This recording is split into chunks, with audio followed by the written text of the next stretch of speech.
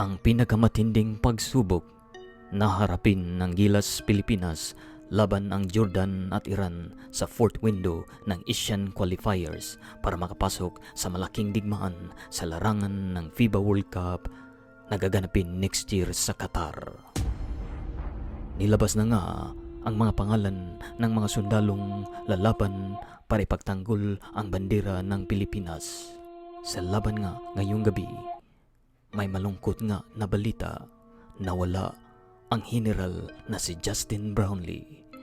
Gayunpaman, sa pangunguna ng puging sundalo na si Dwight Ramos ay pilit nitong ipaglaban ang bandera ng bayan kasama ang nagbabalik na si Kaiju Kai Soto at ang mga matatangkad na pader katulad ng dakrakin na si Junmar Pajardo, A.G. Edo at ang isa pang Justin na hindi si Justin Bieber kundi si Justin Baltazar. Nandyan rin ang mga subok na sa laban na sina Awesome Chris Newsome, The Predator CJ Perez, ang may matigas na katawan na si Juan Gomez Diliano at ang malakas tumalon na si Kevin Kiambao, simple move pero sure ball na si Carl Tamayo at ang malakas tumalon para kukunin ang bula sa ere na si Scotty Thompson at ang panghuli pero hindi nagpapaapi na si Troy Rosario. Ano ba ang mangyayari pag matalo ng Gilas ang Jordan at ang Iran? Paano naman kung talo sa dalawang laban?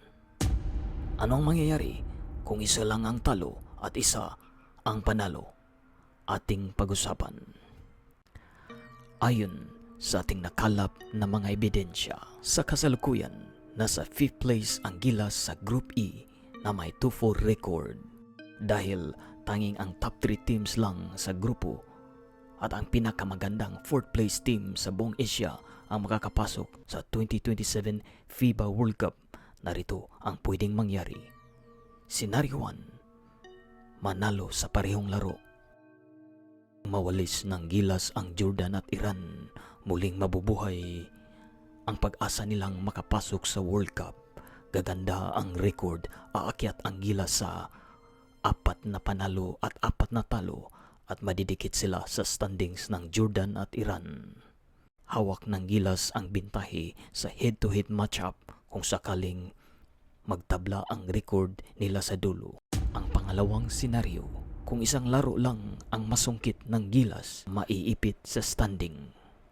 Magiging 3-5 ang record ng Gilas Pilipinas at mananatili sila sa 5th place. Wala nang room for error.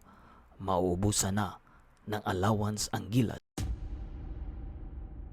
Aasa sa ibang kupunan, kailangan na nating ipagdasal na matalo ang Jordan o Iran sa ibang mga bansa kagaya ng New Zealand o Syria para mabigyan ang Gilas ng pag-asa para humabol sa top 3 or top 4. Ang pinakamasakit na senaryo, paano kung talo sa dalawang laro? Wala nang pag-asa ang Gilas Pilipinas. Iiyak na lang ang buong bansa.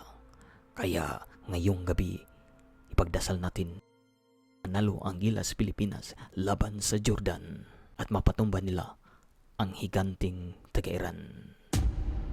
Maraming salamat. Ito po, Board Papa.